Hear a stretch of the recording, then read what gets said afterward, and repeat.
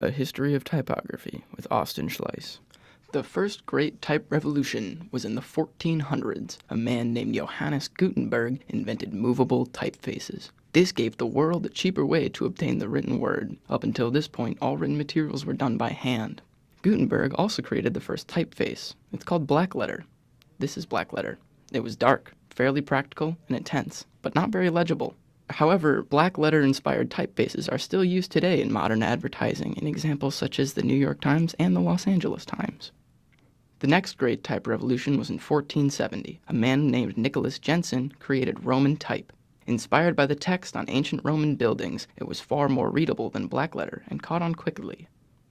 The next great type revolution was in 1501. Aldus Mancutus created italics. This was a way to fit more words onto a page and saved printers money. Today, we use italics as a design detail for emphasis when writing.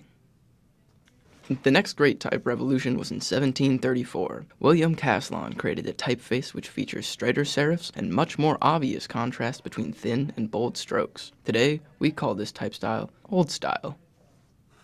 The next great type revolution was in 1780. Firmin Didat and Gambattista Bodani created the first modern Roman typefaces. Didat and Bodani. These two typefaces featured the most extreme contrast between thick and thin strokes than ever before.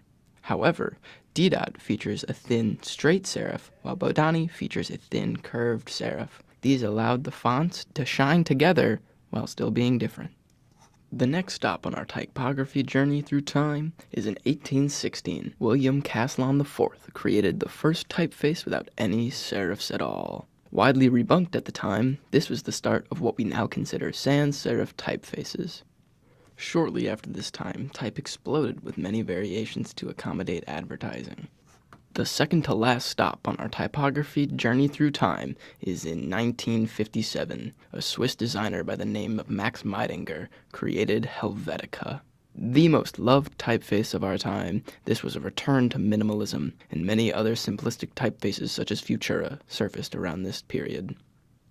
Helvetica's advertising appeal was so large that it is used in brands such as Microsoft, Target, GM, Toyota, BMW, Sears, Jeep. I could go on, but I think you get the point. Finally, we end our typography journey in present day. With the internet, we have such a vast variety of old and new typefaces available for us to use and peruse. All of these typefaces give us an abundance of options and looks for our designs today. Thanks to a few great revolutions, we are not limited to one or two typefaces like we would have been just a few hundred years ago.